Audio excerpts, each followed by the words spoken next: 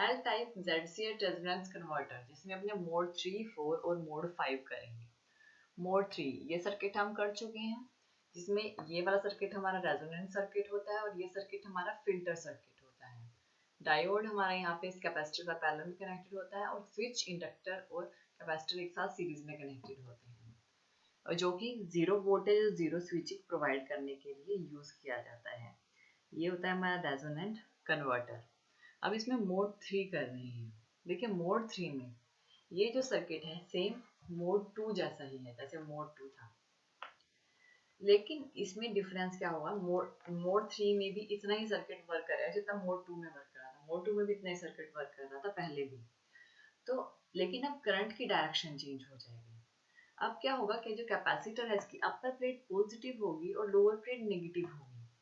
और देखिए यहाँ पे कैपेसिटर की अपर प्लेट पॉजिटिव होगी और लोअर नेगेटिव होगी, और स्विच स्टिल अभी ऑन कंडीशन में ही है, अभी ये ऑफ नहीं हुआ है।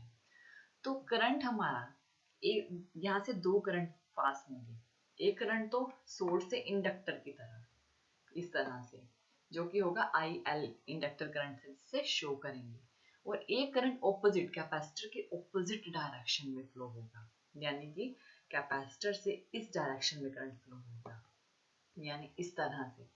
पहले करंट यहाँ से इस तरह से फ्लो कर रहा था कैपेसिटर की तरफ से, अब करंट इस तरह से फ्लो करेगा, ऑपोजिट डायरेक्शन में, रिवर्स डायरेक्शन में करंट फ्लो करेगा, यानी कैपेसिटर से इंडक्टर, इंडक्टर से सोर्स, सोर्स से वोल्टेज, और जो इसका सोर्स का करंट है वो जाएगा थायरिस्टर, थायरिस्टर से इंडक्टर, इंडक्टर से आउटपुट की तरफ, और इस तरह से ये करंट फ्लो करेगा। अब यहाँ से आउटपुट से करंट अगेन सोर्स की तरफ जाएगा। इस टाइम पे जो कैपेसिटर है वो 2Vs के इक्वल ही रहेगा, यानी उसे धीरे धीरे डिक्रीज होना स्टार्ट होगा, अच्छे से डिक्रीज नहीं होना स्टार्ट, धीरे धीरे डिक्रीज होना स्टार्ट होगा। इस टाइम पे जो इंडक्टर करंट होगा वो कौन सा होगा, आउटपुट करंट, जो कि आउटपुट पे जाएगा, माइनस कैपेसिटर करंट जो कि कैपेसिटर जाएगा, क्योंकि देखिए ये एक कैपेसिटर करंट यहाँ पे आ रहा है, तो ये रिवर्स डायरेक्शन में है ना, कैपेसिटर करंट यहाँ से रिवर्स डायरेक्शन में जाएगा और आउटपुट करंट यहाँ से इस साइड डायरेक्शन में फ्लो करेगा। तो इंडक्टर पे दो करंट, एक करंट ऐसे फ्लो हो रहा है और एक करंट इस तरह से, एक यहाँ पे जा रहा है और एक इस तरह से जा रहा है। तो ये जो करंट होगा output current minus capacitor current के इक्वल होगा, जो इंडक्टर पे करंट होगा, जो जिनकी डायरेक्शन ऑपोजिट है एक दूसरे के, इसलिए इसे माइनस किया है। अगेन वही प्रोसेस है, लेकिन बस क्या हो गया, माइनस हो गया करंट, क्योंकि दोनों सेम डायरेक्शन में नहीं है, ऑपोजिट डायरेक्शन में है। मोड 2 में डायरेक्शन सिर्फ ये वाली डायरेक्शन थी, चेंज थी करंट की।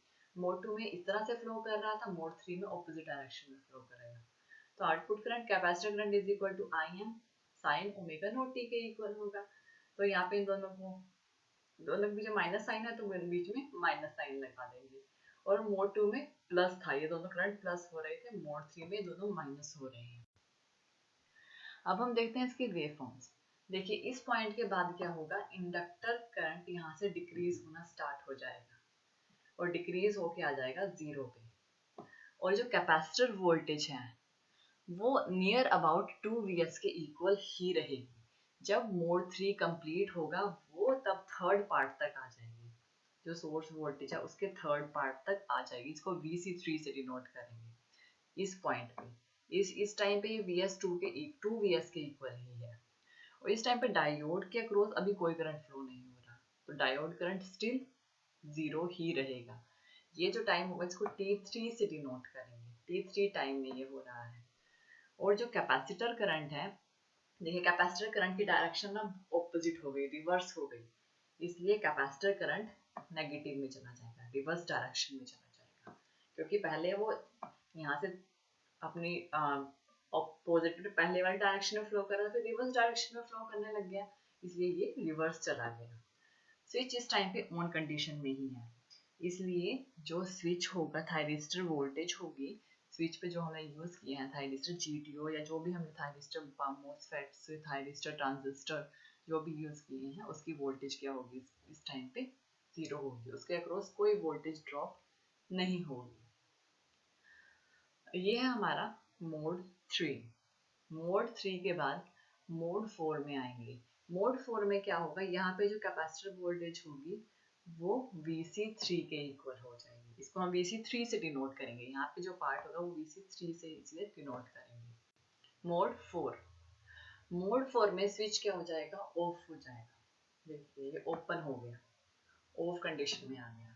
अब सिर्फ एक ही करंट फ्लो होगा, वो होगा आउटपुट पे करंट, यानी आउटपुट करंट यहाँ से फ्लो होगा और ये करंट जाएगा अब कैपेसिटर की तरफ, जिसको VC3 से डिनोट किया है। कैपेसिटर की अपर प्लेट पॉजिटिव रहेगी, लोअर नेगेटिव रहेगी, और यहाँ से जो करंट फ्लो होगा वो होगा कैपेसिटर करंट, और ये करंट जाएगा अगेन आउटपुट की तरफ। ये जो करंट होगा वो होगा आउटपुट करंट, जो कि इज इक्वल टू होगा माइनस IC के, नेगेटिव में IC के इक्वल होगा। इस टाइम में कैपेसिटर वोल्टेज डिक्रीज करना स्टार्ट कर देंगे, स्विच ऑफ रहेगा। सिर्फ इतना सर्किट यूज हो रहा है, सिर्फ इतनी ये वाला सर्किट। कैपेसिटर करंट क्या हो जाएगा, नेगेटिव में आएगा।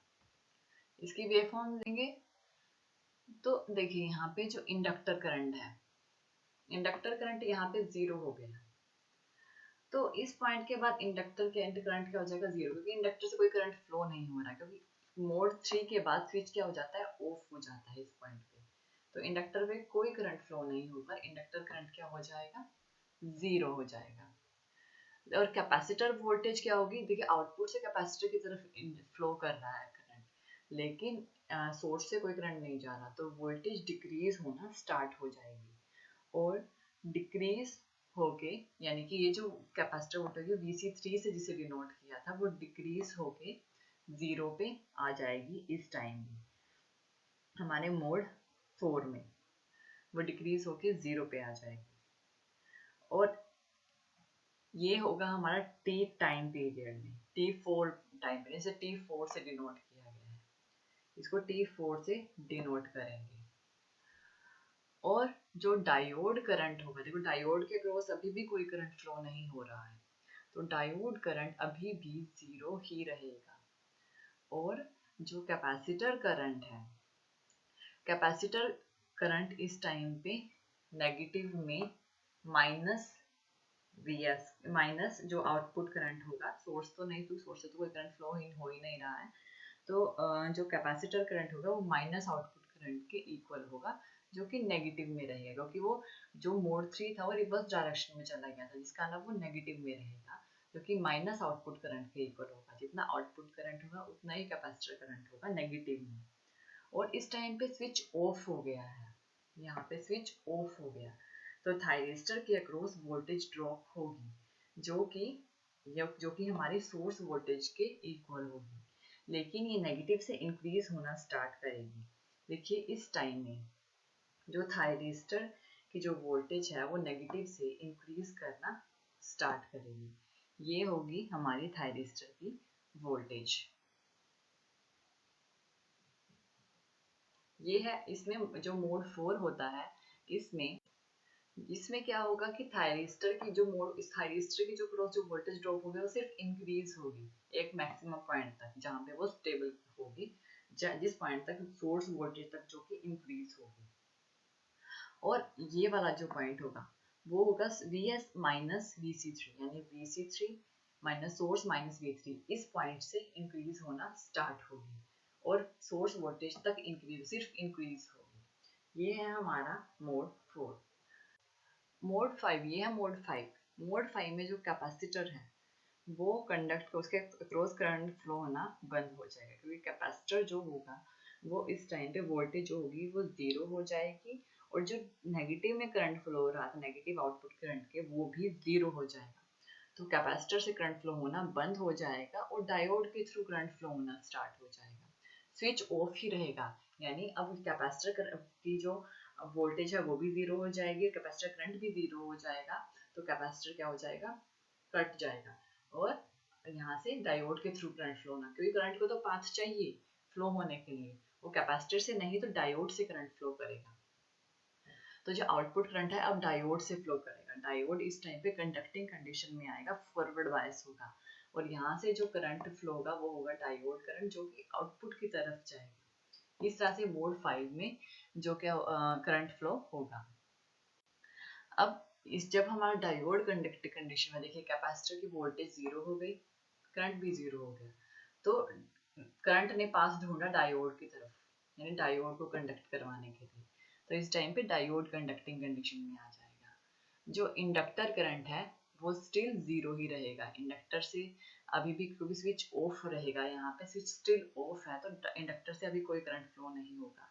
और जो कैपेसिटर वोल्टेज है यहाँ इस पॉइंट के बाद अगेन मोड 5 में जीरो हो गई, और diode current increase, diode forward bias हो गया, और डायोड के अक्रॉस जो करंट होगा वो आउटपुट करंट के इक्वल होगा, क्योंकि आउटपुट करंट ने डायोड को फॉरवर्ड बायस कर दिया।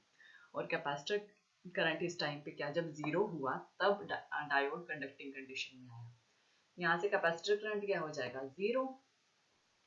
यहाँ कैपेसिटर करंट जीरो है, और थायरिस्टर के अक्रॉस वोल्टेज ड्रॉप होती रहेगी, जो कि सोर्स वोल्टेज के इक्वल होगी। यानी थायरिस्टर के अक्रॉस जो वोल्टेज ड्रॉप होगी वो होगी सोर्स वोल्टेज Vs के इक्वल। ये है हमारा मोड 5, T5 टाइम में, जिसे T5 टाइम में, जिसे हमने T4 से T5 या फिर T5 लेने इस टाइम में हुआ है। ये हमारा मोड 5। इस तरह से हमारा जो सर्किट है L type ZCS resonant circuit converter है, जो ये वर्क करता है, जिसे zero current switching resonant converter भी बोलते हैं। Thank you for watching this video. More और ज़्यादा वीडियो के लिए आप हमारे चैनल लर्न एंड ग्रो पे सब्सक्राइब कर सकते हैं।